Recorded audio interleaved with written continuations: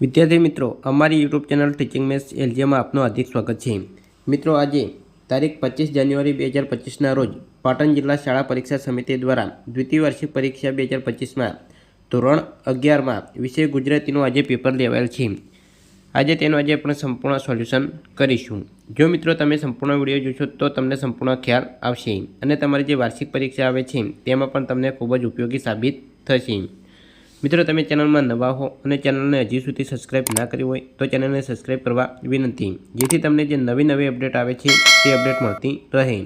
हवे वधु समय नहीं लेता आपणे पेपर जोईशुं के पेपर में केवा प्रश्न पूछाय छे। तेमां विभाग ए पद्य आधारित प्रश्न पूछाय छे। तो ये पहलो प्रश्न है कि भजन करे ते जीते काव्यना कविनुं नाम जणावो। तो आ काव्यना कविनुं नाम है मकरंद दवे। विद्यार्थी मित्रों केवा प्रश्न पूछाय छे ते जोईशुं। तो ये बीजो प्रश्न है मारा फळीना झाड़वा बे काव्य में कविए कोना वच्चेना वार्तालापनी कल्पना करी छे। तो जवाब आपशे ए बे वृक्षों वच्चेना। 3 खाली क्या घड़े तने मांड मळे छे आ जीवतरने माटे। तो जवाब आपशे बी 2। हवे एक गुणना प्रश्न पूछाय छे। तेमां चौथो प्रश्न है वधस्तंभ पर कोने जड़ी देवामां आव्या छे। तो जवाब आपशे ईसु ख्रिस्तीने। 5 भगवाने सपनामां आवी शुं कह्युं। तो जवाब आपशे भगवाने सपनामां आवी कह्युं के लाव मारो भाग। विद्यार्थी मित्रों आ रीते प्रश्न पूछाय छे। तो आगळ बे गुणना केवा प्रश्न पूछाय छे ते जोईशुं। तो અહીં 2 गुणमां प्रश्न पूछाय छे। तेमां छठ्ठो प्रश्न है सुंदरम कोने चाहवा ईच्छे छे शा माटे। आ प्रश्न काव्य नंबर 14 मांथी पूछायेल छे अने तेनो जवाब અહીં आपेल छे।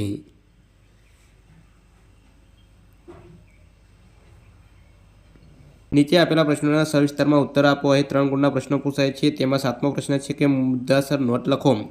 मारा फळीना झाड़वा बे गीतनो मध्यवर्ती विचार स्पष्ट करवानो छे। तो विद्यार्थी मित्रों आ प्रश्न काव्य नंबर 15 मांथी पूछायेल छे अने तेनो जवाब અહીં आपेल छे।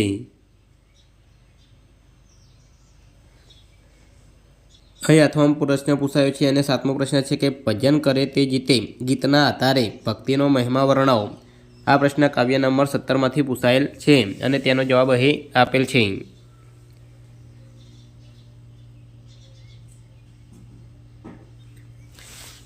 विद्यार्थी मित्रों विभाग ए जे पद्य विभाग है ते पूरो थाय छे। हवे विभाग बी जे गद्य आधारित प्रश्नों है ते जोईशुं।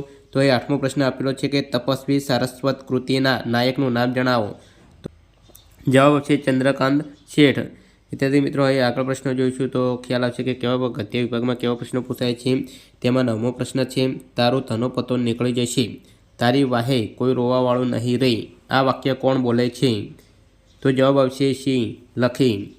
10 मासीए लेखकने लग्નમાં शुं भेट आपी हती। तो जवाब आपशे ए सोनानी शेर। विद्यार्थी मित्रों आ रीते प्रश्न पूछाय छे। तमारी जे वार्षिक परीक्षा आवे छे तेमां पण तमने खूब ज उपयोगी साबित थशे। અહીં 11मो प्रश्न है कि रमणीकलालना परिवार में कोण कोण हता। तो जवाब आपशे रमणीकलालना परिवार में तेमना पत्नी एक दीकरो अने एक दीकरी हता। 12 अधिकारने केवा बूट लेवानो अभरखो हतो। तो जवाब आपशे अधिकारने चाइनीज बूट लेवानो अभरखो हतो। અહીં 13मो प्रश्न है जे 2 गुण में पूछायो छे कृष्णनी मूर्ति साथी काळी मेष थई गई। आ प्रश्न पाठ नंबर 20 मांथी पूछायेल छे। तेनो जवाब અહીં आपेल छे। जवाब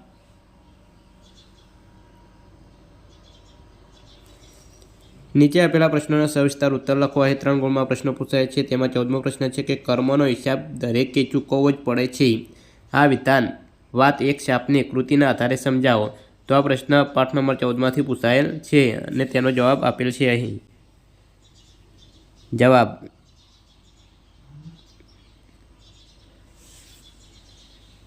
અહીં 8मो प्रश्न पूछायो छे कि 14 जमाना प्रमाणे शीर्षकनी सार्थकता दर्शावो। आ प्रश्न चेप्टर नंबर 22 मांथी पूछायेल छे अने तेनो जवाब અહીં आपेल छे।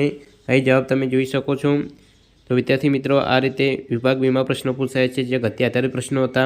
हवे विभाग सी जोईशुं। तो विभाग सी ए व्याकरण आधारित प्रश्नों है। तो व्याकरण में केवा प्रश्न पूछाय छे ते जोईशुं। विभाग सी व्याकरण आधारित। અહીં નીચલા સમાનાર્થી શબ્દો સામ સામે શોધીને લખવાના છે। તેમાં અહીં ટકોર આપેલું છે તો તેનો સમાનાર્થી શબ્દ થશે ઈશારો અને ઈશારાનો સમાનાર્થી શબ્દ થશે સૂચના। તો આ રીતે જોડકા જોડવાના છે। કાવા દાવા તો તેનો સમાનાર્થી શબ્દ થશે કૂડ કપટ અને કૂડ કપટનો સમાનાર્થી શબ્દ થશે તરકીબ। અહીં વિયોગ આપેલો છે વિજોગ, વિજોગનો સમાનાર્થી શબ્દ થશે અહીં વિયોગ અને વિયોગનો સમાનાર્થી શબ્દ થશે વિરહ। તો વિદ્યાર્થી મિત્રો આ રીતે જોડકા જોડવાના છે। આગળ જોઈશું તો અહીં વિરોધી શબ્દ લખવાનો છે અને અર્થ ન બદલાય એ રીતે વાક્ય બનાવવાનું છે। તો એ 18માં આપેલું છે જે અહીં લીટી દોરે છે પ્રતિકૂળ, તો એનું વિરોધી શબ્દ થશે અનુકૂળ અને વાક્ય ન બદલાય એ રીતે અર્થ તમારે લખવાનો રહેશે। 19 અહીં સ્વર્ગ આપેલું છે તો તેનો સમાનાર્થી શબ્દ થશે નર્ક અથવા તો નરક। અને 20 સમજ એનો સમાનાર્થી શબ્દ થશે અણસમજ। તો વિદ્યાર્થી મિત્રો આ રીતે વિરોધી શબ્દ લખી અને વાક્ય બનાવવાનું છે, તેનો અર્થ ન બદલાય એ રીતે વાક્ય બનાવવાનું છે। તો આગળ જોઈશું કે શબ્દ સમૂહ માટે શબ્દ પૂછાય છે। તો એ શબ્દ સમૂહ માટે એક શબ્દ લખવાનો છે। તેમાં 21મો પ્રશ્ન, મૃતદેહને બાળવાની જગ્યા તો તેને સ્મશાન કહે છે। 22 પોતાની જાત ઉપર વિશ્વાસ તો તેને આત્મવિશ્વાસ કહે છે। અને 23 જંગલમાંથી લાકડા કાપી લાવી વેચનાર તો એને કઠિયારો કહે છે। આ રીતે શબ્દ સમૂહ માટે એક શબ્દ પૂછાય છે। આગળ જોઈશું તો તળપદા શબ્દોના શિષ્ટરૂપ આપવાના છે। આખું તો એનો શિષ્ટરૂપ થશે દૂર અને હાડ તો બાંધતો અથવા કોઠો। આગળ અહીં જો સાચી જોડણી શોધી અને લખવાની છે, તેમાં અહીં 26માં આપેલું છે તુલસી તો તેની સાચી જોડણી આ રીતે તુલસી થશે। અધિકારી તો તેની સાચી જોડણી આ રીતે અધિકારી થશે। વિદ્યાર્થી મિત્રો આ રીતે વ્યાકરણમાં પ્રશ્નો પૂછાય છે। હવે આગળ જોઈશું કે શબ્દોના અર્થભેદ। શબ્દોના અર્થભેદ લખો। જુઓ અને જુઓ તો જુઓ એનો અર્થ થશે દેખો અને જુઓ એનો અર્થ થશે ઢોરના શરીર પર ચડતું જીવડું। બોર અને બોળ તો બોર એનો અર્થ થશે બોરડીનું ફળ અને બોળ એટલે કે એક ગુંદર એક છોડ એવો એનો અર્થ થશે।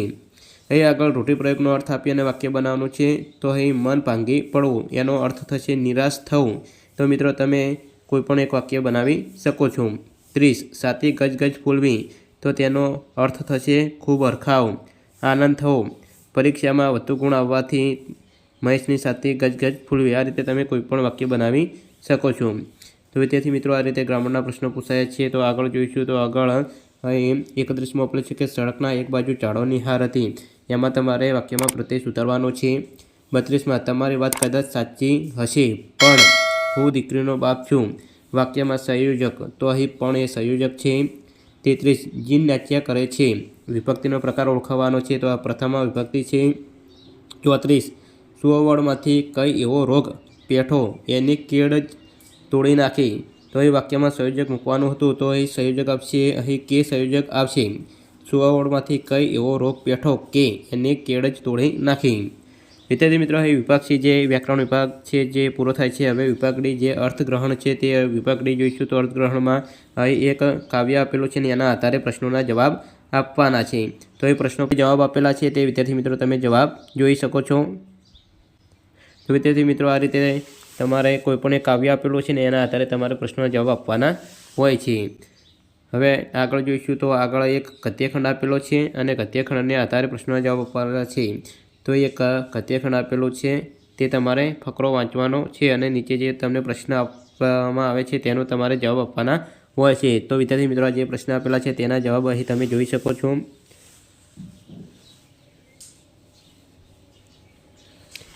વિદ્યાર્થી મિત્રો આગળ જોઈશું તો અહીં આગળ આપેલું છે કે નીચેલા આપેલા બે વાક્યોમાં યોગ્ય વિરામ ચિહ્નો દર્શાવીને ફરીથી લખવાનું છે।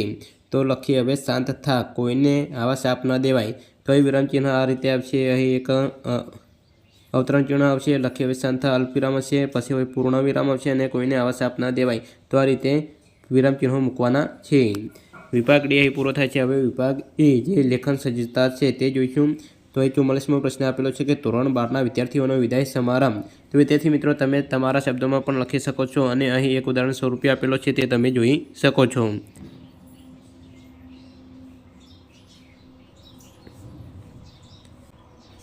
હવે ત્યાંથી મિત્રો આગળ છે જોઈશું તો કોઈ એક વિષય પર નિબંધ લખવાનો છે। તેમાં અહીં 45મો પ્રશ્ન આપેલો છે કે જો હું મુખ્યમંત્રી હોઉં તો તમે તમારા શબ્દોમાં નિબંધ લખી શકો છો।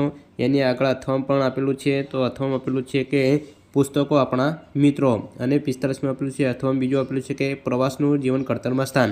તો વિદ્યાર્થી મિત્રો અહીં મુદ્દા આપેલા છે ને એના આધારે તમે તમારા શબ્દોમાં નિબંધ લખી શકો છો। ઉદાહરણ રૂપે અહીં એક નિબંધ આપેલું છે કે પુસ્તકો આપણા મિત્રો, તે તમે જોઈ શકો છો અને નિબંધ એ તમારા શબ્દોમાં પણ લખી શકો છો। તો વિદ્યાર્થી મિત્રો અહીં ધોરણ 11 દ્વિતીય વાર્ષિક પરીક્ષા ગુજરાતીનું જે પેપર લેવલ છે તેનું આજે સંપૂર્ણ સોલ્યુશન કરેલ છે। જો મિત્રો તમે સંપૂર્ણ વિડીયો જોયો છે તો તમને ખ્યાલ આવશે તો તમને સંપૂર્ણ સમજ પડી હશે અને જે વાર્ષિક પરીક્ષા આવે છે તેમાં પણ તમને ખૂબ જ ઉપયોગી સાબિત થશે। જો મિત્રો ચેનલમાં તમે નવા હો અને ચેનલને સબસ્ક્રાઈબ કરવાની બાકી હોય તો ચેનલને સબસ્ક્રાઈબ કરવા વિનંતી, જેથી તમને જે નવી અપડેટ આવે છે તે અપડેટ મળતી રહે। Thank you.